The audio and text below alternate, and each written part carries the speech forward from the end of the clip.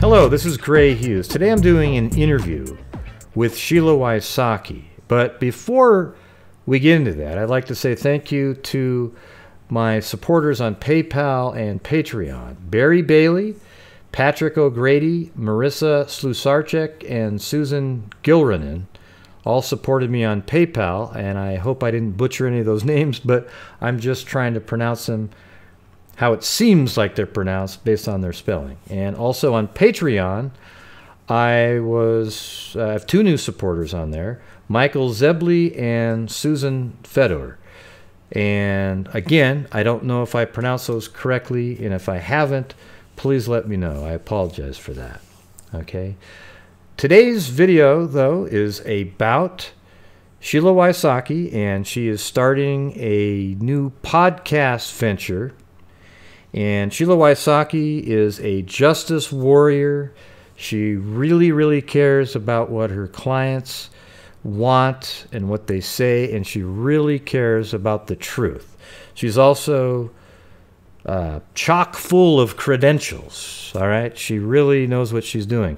As a matter of fact, I can tell you right now that I've tried to call her on many occasions, and I can't get a hold of her. And then eventually, when she calls back, she tells me that she's actually at a convention learning new techniques and new information about being a private investigator. She goes to almost every single one of those conventions and educational seminars. She's like a sponge, all right? She soaks it all up and has the information and utilizes that in her cases. So let's get to know Sheila Wysocki. Hey, Gray. Hey, how's it going? Hey, good. Yeah, it's good to see you actually on Skype. We haven't really seen each other in person too often. No, actually, I think this is only, our second time? Yeah, we tried Hangouts one time as well. Right. But you and I met, I think, over 3 years ago, right? And how was it that you actually found out about me? You and I met through a mutual acquaintance. I asked in a forum, in a private investigative forum, who had someone who did animations of crime scenes, and your name was given to me. Oh, cool. And I think that was the Jonathan Cruz case, right? Correct. I needed someone to do basically animations of what was told in the police report, and Dan Davidson gave me your information. Oh, cool. Yeah, Dan's a great guy. He's a private investigator as well. Yeah, and if any of you guys want to join the Facebook group called Cold Case Jonathan Cruz, that would be great. Now, Sheila has an interesting start to her career as being a private investigator. This is a story she's told 1,000,000 times, everybody. But we're going to have her tell it for the 1,000,001 time. All right? So tell us how you got started as a private investigator. I started as a private investigator when I wanted the Dallas police to reopen my college roommate's murder. And in order to get them to do it, I thought I needed to get my private investigation license. And I got it, but that did not help with having the Dallas police open the case again. But they finally did open the case. They ran DNA, and we got a hit on the CODA system of a serial rapist. And that serial rapist was the murderer of my college roommate. Yeah, see, that's the part I thought was just incredible. You became a private investigator because nobody was doing anything. And you looked for years and years and years looking into different things. And you got the police to actually get more involved, and boom, you ended up catching just this random... Was he a serial killer? I can't remember, but he seems he like was a serial rapist. He was a serial rapist, but not. We don't know if he was a serial killer. We only know that he killed Angie. Yeah, and what's the name of that? Because people might want to look this case up and watch it. So the case is my roommate was Angela Samota, and I actually refer to the guy that murdered her as the Beast, but the Beast's name is Donald Bess. Okay, and then there's been a couple shows on TV. What are the names of those so they can check those out? Dayline did the first one, and they did an excellent job. And it's called In the Middle of the Night with Josh Makowitz. And then I Solved a Murder is rerun several times. Actually, it was on last night. And so it's shown on IDTV. Yeah, I've seen both of those. And I actually saw them before I even knew you were. But I didn't even know, so when I was watching it, I didn't have the same context that I do now. So it was kind of neat to then watch it again and go, I know her, And yeah. You know the way I think. Yeah. Yeah, so her and I worked together. She got me to work on the Jonathan Cruz case, and we really, I had them go out and measure the apartment that Jonathan Cruz lived in about 1 million times. You probably remember that, right? Oh, I remember. The one thing I will say, and I'm going to brag on you a little bit, because I use you on my cases because you're so meticulous and you want it done right. You don't want it half-assed. You go in, you want your product to be perfect. And that's what I appreciate about using you. You do it the right way for the right reasons. And that's why I consider you a team member of mine. Wow. Well, listen, everybody, I did not coach her into telling me that, telling you guys that, all right? Believe me, he's not, no way am I going to say something I don't mean. And that's true. That's true. So right now you're starting a new venture into the podcast world, right? Yes.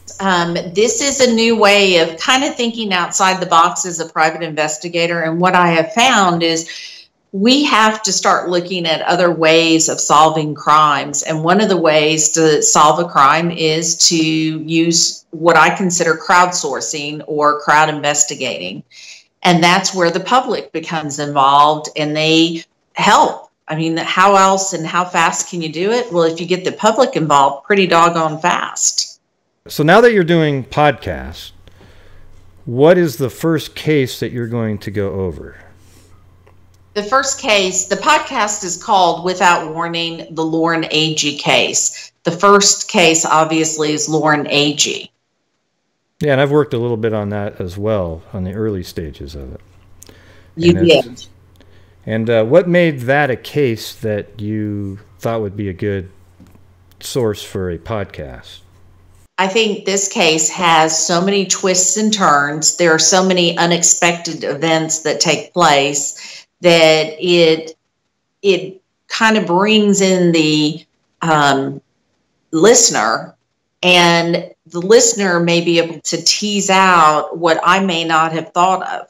And so that's where this is a good case, because it's complicated and there are a lot of moving parts to it. Yeah, it seems like there's a lot of people that know something but maybe aren't saying anything, and maybe they've told other people that maybe told other people, and then the more people that get to know about it, they go, you know what, I remember her telling me something, or him telling me something like that, right? Right. And again, because there are so many moving parts, there are so many angles that the listener can hear and maybe go, well, wait a minute, did you ever think of this? Yeah, that's exactly right. And I think that's kind of basically what all of social media is. Like when I make videos on a missing person, you don't know who is going to be watching that video that might say, oh, wow, and think of something, through some visual that you might have put up, or something that you said, or if you played an interview that somebody gave, somebody might remember something. And right. And I think that's a really big benefit of social media at this point. I think it's huge. I think the crowdsourcing is very important in solving crimes. Yes, and that new DNA technique that they're using, right? Right. That's absolutely incredible. Yeah, right. I mean, so far I've seen about 5 or 6 cases that are really old that completely were solved with that new DNA technique. Mm-hmm. You know, it's almost like what do you call those? CCTV. You know, like CCTV. If you actually had it and it was just like they had in Europe, you could solve so many crimes. But in the United States, people are, you know, worried that it'll affect their rights somehow. And I think that same issue is coming up with this DNA. So there might be a certain point where it's halted. So, I mean, any of these cold cases, man, they better just start busting out that technique right now. That's what I would do. But I mean, you're right. That's what did it in my roommate's case was the DNA. They preserved it so well. Right. Yeah, that's amazing too, because that was before DNA was really even big, right? I mean, it was in the 80s, and the lady who did the autopsy was the one that came up with the protocol for rape that they still use today. Well, that's a miracle then that you had that one. Yeah, the whole thing. The people. What I think about this case is very important is how many women involved in it made a difference. So the medical examiner being a woman, the person that came up with the rape technique or technology, she was a woman, the female detective. I mean, I think it's a pretty good kind of feel good of strong women. That's right. And you being the person that became a private eye to figure it out, help figure it out yourself, you know, get the ball rolling, as it were. Right. So tell us about how this podcast is going to work, where they can watch it. Okay, so podcast, you can get it on iTunes, and it will air on July 26th. And the reason I chose July 26th is the day that they found Lauren's body in the water, so at the bottom of a cliff. And I'm going to release it at the time that they found her body. When will you be putting out each of the next episodes after that? I think we're going to have 3 episodes go on the first day. And then after that, if we can get 4 episodes out on the first day, we will. But after that, we'll do 1 a week. And I believe we'll probably put them out every Friday. Ah, that sounds great. And is there a website or anything that they can go to as well? They can go to withoutwarning.org, and it'll take them to the website and talk about Lauren and her case and what she was about. She was a beautiful child. She was 21 years old, almost 22 years old, and she was up there with what she thought were friends. And, you know, she ended up not making it through the weekend. Yeah, it's. I've actually seen a lot of the. I don't know if you call them crime scene photos or whatever, but I have seen them, and it's not good. You know, it's just really sad that they were just there to have fun, and all of a sudden one night they're just not alive the next day with a lot of suspicious circumstances surrounding it. And I know that, because I've seen the information and we've gone over it for a long time. But you guys will all see that in the podcast, or hear it in the podcast, I guess, because you're not actually seeing anything. And hopefully someone out there can find something or hear something that can make a difference. Or they've been told something. Right. Yeah. Last time we did some media. There's a show called Crime Watch that's been canceled, but they did a show on this case, and we had people come forward after seeing that show. Oh, did it lead to any pretty interesting information? Great information. Great information. Right. And yes. See, I didn't get to know that because probably when I called up to ask if he heard anything new, she was at a convention learning some new skills, right? Okay. That's right. Well, you always call, I don't know, you time it that way. Yeah. That's what my mom does too. When she calls me, I'm right in the middle of doing something every single time. Yeah. So what was it like making the podcast? Was it? I know it's a new experience for you, but how was that? Well, You know what? I'm not a podcaster. And that's the thing about doing this podcast has been pretty hard because, juggling work and then, there's been some issues with getting it done. And then re-editing more than once. So the podcast is, it's been very difficult to put together because there's so many moving parts. I have real live interviews that we're going to play. I am having the family involved, so we'll make sure that they hear what's being put out. And everything that's being put out is as we know it at the time. So the witnesses we had at that particular time of that part of the story or episode will be part of it, but that may change in episode 6. So it's a real fluid podcast. And the quality of tape is as good as it is when you go out on an investigation and you have a tape recorder in your pocket or on the table. So there's one episode that you hear a lot of dishes in the background. That's because I was at a restaurant interviewing a witness. Wow. That's pretty cool. So you guys are going to hear exactly what the investigators hear through the same mediums that they get to view it and listen and deal with when they try to figure out these cases. So you can actually feel like you're one of them.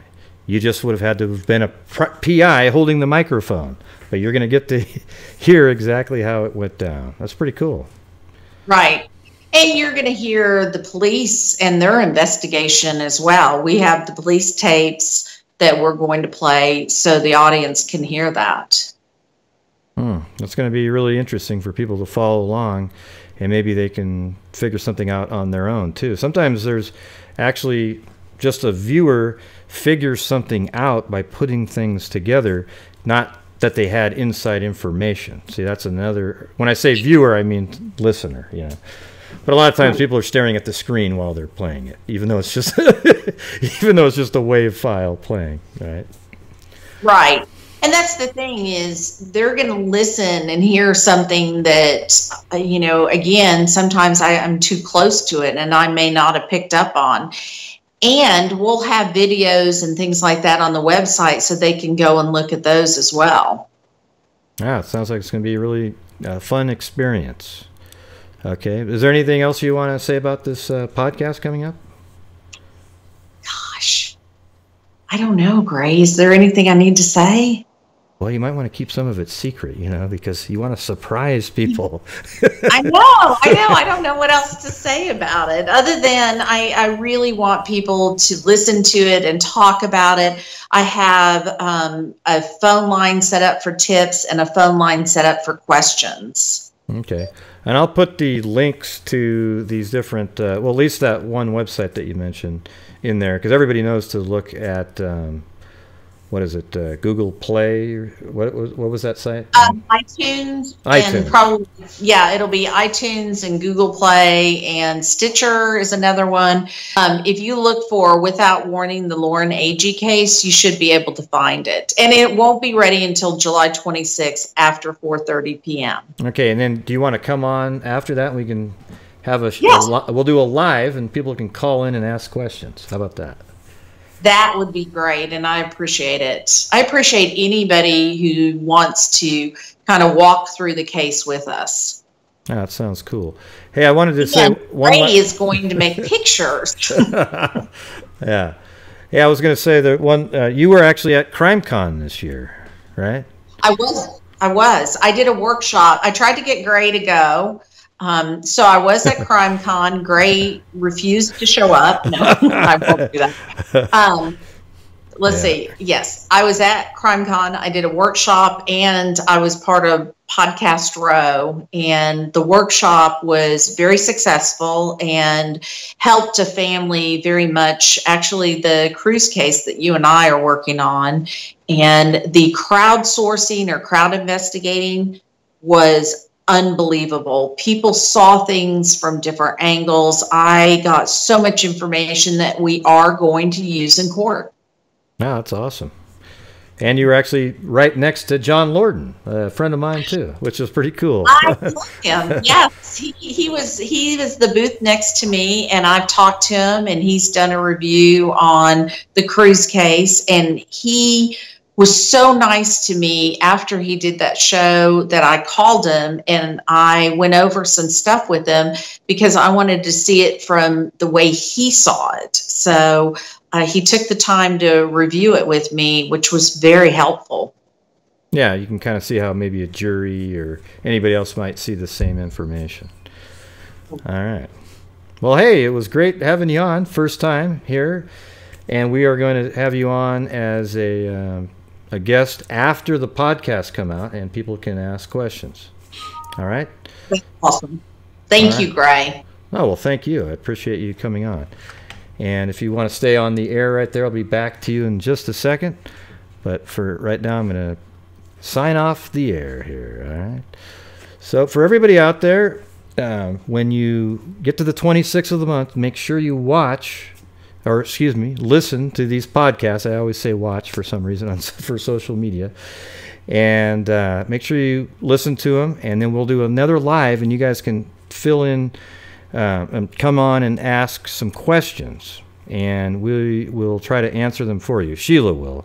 She's a lot more involved in this case than I am. Early on, I was partially involved, but then over time, I was more focused on the Jonathan Cruz case and then another case that she had me work on, all right?